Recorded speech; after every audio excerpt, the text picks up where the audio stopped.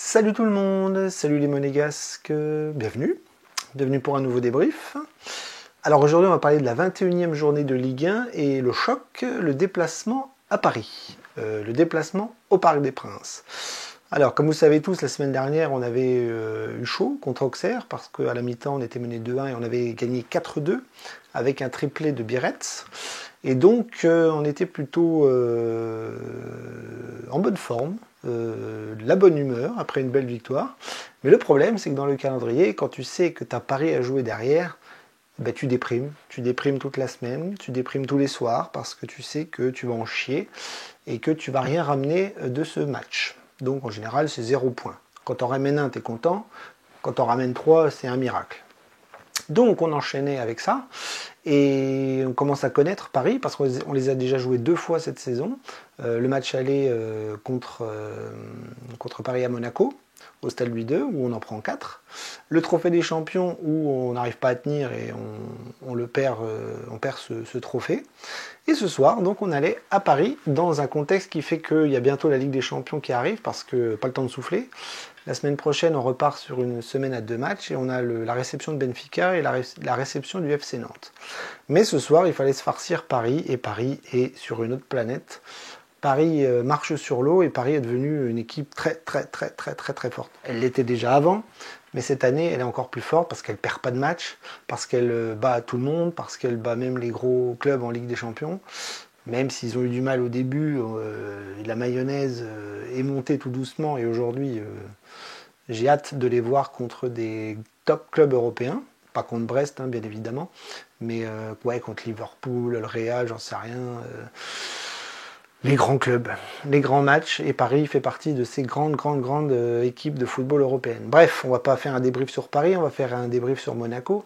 Et Monaco avait un contexte un peu défavorable parce qu'il y avait encore pas mal d'absents ce soir, avec 5 absents. Balogun, qui n'est toujours pas là, bien évidemment. Ileni Kena, devant, qui est toujours absent. Lamine Camara, qui était laissé au repos après un coup reçu. Heureusement, il y avait la recrue Moustari qui était là. Singo, toujours absent. Ça, c'est la tuile du moment.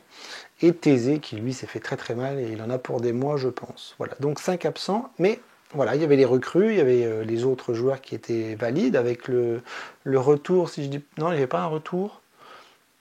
Je ne sais plus s'il y avait un retour de blessé. Mais en tout cas, quand l'équipe est tombée, on a été assez surpris parce qu'on n'a pas vu la recrue Mousrati, mais on a vu les joueurs d'habitude, hein, avec un 4-4-2, un peu original par rapport à d'habitude, pas un 4-2-3-1, avec 2 purs attaquants, avec Biretz et Mbolo devant, milieu défensif Zakaria avec Magassa, milieu offensif Minamino à Cliouche, et derrière donc on avait Mawissa dans l'axe, la petite surprise, avec Kerrer aussi, Vanderson à droite, Caio Henrique à gauche, et Magici dans les buts.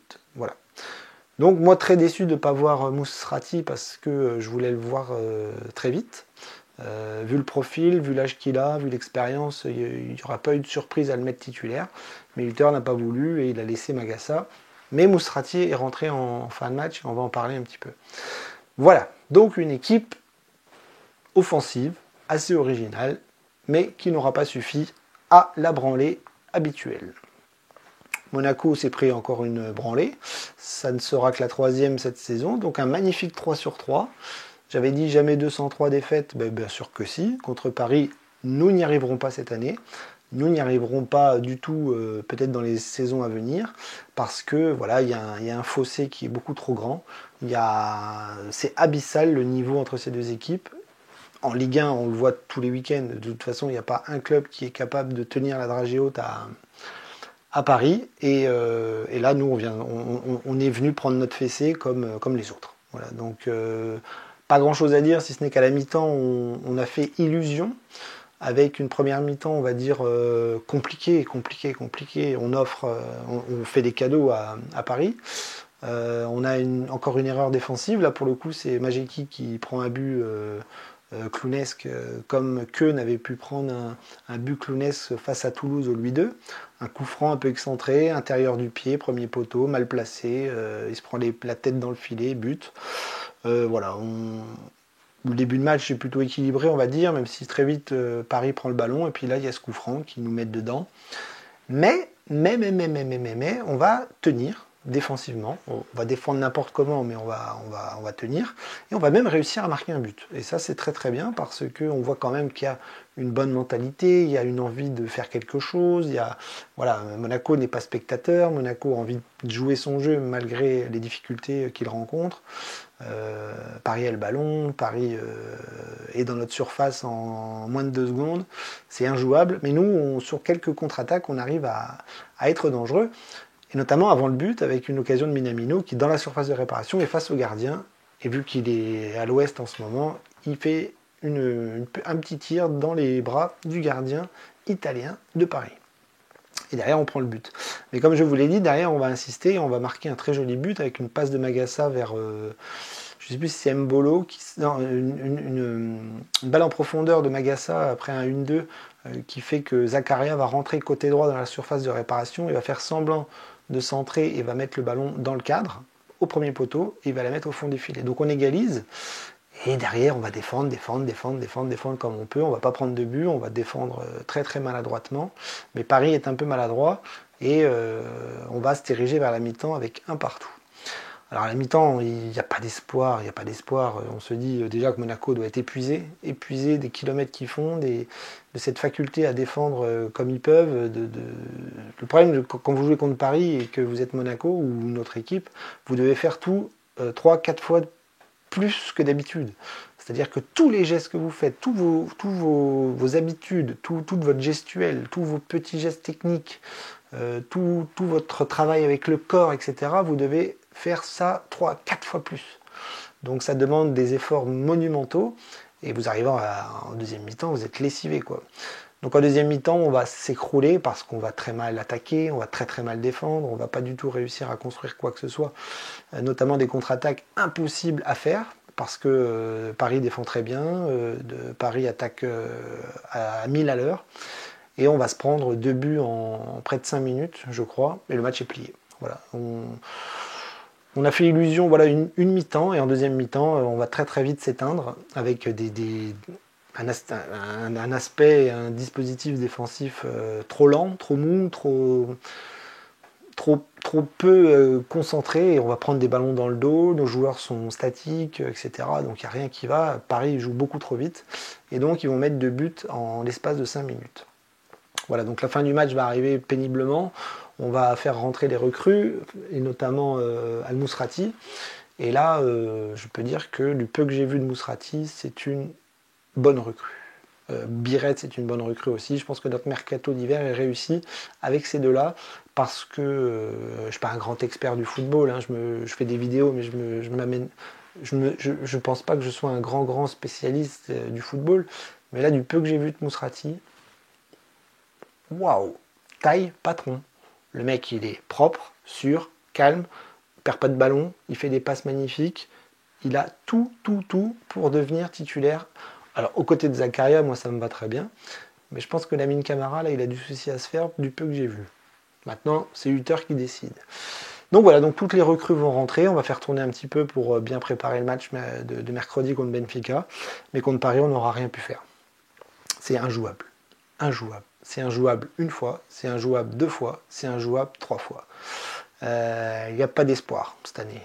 Voilà, c'est pas du tout le même sport. Monaco est là, Paris est là. Et je peux même pas aller plus haut. C'est terrible de voir un écart aussi abyssal. Alors il y a plein de débats en ce moment sur RMC. Il y en avait un soir où ça expliquait que de toute façon Paris était plus fort que tout le monde parce que oui, budget supérieur, parce que joueurs supérieurs, parce que talent à chaque poste, et que en Ligue 1, même Paris, quand ils sont fatigués ou qu'ils sont moins bien, le talent fait toujours la différence. C'était le cas les années d'avant, mais là cette année, c'est injouable. Paris est beaucoup trop fort. Donc moi, ce que je me disais en regardant le match, c'était j'espère que Paris va faire quelque chose en Ligue des Champions cette année, parce que vu ce qu'il montre, si c'est pas cette saison, c'est fini. Ça sera jamais possible. Alors oui, je sais qu'il y a des grandes équipes européennes, hein, Liverpool, peut-être le Real, le Barça, le Bayern, j'en sais rien. Mais ça va être des matchs magnifiques. En tout cas, quand Paris va jouer contre ces équipes-là, moi je vais regarder, parce que là, on va avoir du très très très très très très haut niveau, et Paris est sur un très très très très très haut niveau cette saison, en Ligue 1, en Coupe d'Europe, en Coupe de France, bah, ils n'ont plus que des clubs amateurs à jouer, donc elle est pour eux aussi, celle-là. Mais ouais, c'est impressionnant, impressionnant. Moi, je regardais le match, j'avais l'impression de voir des joueurs de basket qui tournaient autour du cercle. Ils ont des mains à la place des pieds, ça va trop vite, ça colle, on dirait un jeu vidéo, et ouais, on en prend 4 ce soir parce que Paris va mettre un dernier but en fin de match, mais on peut rien faire. Il n'y a même pas à être déçu, il n'y a même pas à être frustré. Monaco joue avec ses armes, et Monaco n'a pas le niveau de Paris, c'est impossible. Alors Monaco, cette année, fait beaucoup de bêtises et perd des points bêtement contre des petits, des moyens, des gros. On n'est pas sérieux à tous les matchs, etc. etc. Mais nous, notre objectif, c'est le podium, on va continuer. Alors là, je pense que dimanche soir, on va être à la ramasse. Mais maintenant, ça y est, Paris, c'est fini, mais il va falloir cravacher pour remonter sur le podium, parce que je pense que dimanche soir, on n'y sera plus. Mais Paris, pas de regret, quoi. Injouable. Voilà, c'est des extraterrestres. Qu'est-ce que vous voulez faire? Rien. Je pense que les joueurs le savent, je pense que Adi Hutter le sait. Nous, les spectateurs, on n'est pas débiles, on voit bien que on peut rien faire. Donc il faut s'incliner, il faut baisser la tête, et puis espérer des jours meilleurs dans des matchs plus abordables. Voilà. Et ça commence dès mercredi, parce que ça y est, la Ligue des Champions arrive, les 16e de finale arrivent. On joue Benfica. J'espère qu'on va montrer un beau visage, qu'on aura un arbitre différent et qu'on va pouvoir s'éclater dans un match aller-retour plutôt intéressant. Alors il y aura un petit esprit de revanche, mais bon, Benfica c'est costaud, il y a des grands joueurs aussi. Et il va falloir, franchement, si Monaco se hisse un petit peu au niveau de ce soir, c'est-à-dire jouer à fond, il va falloir espérer quelque chose, parce que certes défensivement on est nul, mais devant on a des armes. Et je vous dis, ce soir, moi je retiens Mousrati, j'ai vu quelque chose. J'ai vu quelque chose qui peut être très très très très très bénéfique pour l'équipe, pour l'effectif, pour la stabilisation du milieu, et peut-être pour la défense. Je le sens. Je ne sais pas pourquoi, je sens que il va faire mal, celui-là. Bonne recrue. Donc Skuro, respect, hein, parce que si ça fonctionne, les deux là, c'est Biret et Mousrati en Ligue des Champions, nous on prend, hein, et en Ligue 1 aussi. Voilà. Donc je ne vais pas faire une analyse ce soir de tous les joueurs, parce que voilà, c'était trop compliqué. J'ai pas envie de cracher sur qui que ce soit. Moi j'ai juste envie de retenir Mousrati qui m'a fait une bonne impression, et puis voilà quoi, le reste. Des enfants contre des adultes, hein. Pas des extraterrestres surtout. Voilà. Donc je vous laisse là-dessus, on se donne rendez-vous mercredi soir pour espérons une belle soirée et une victoire contre Benfica.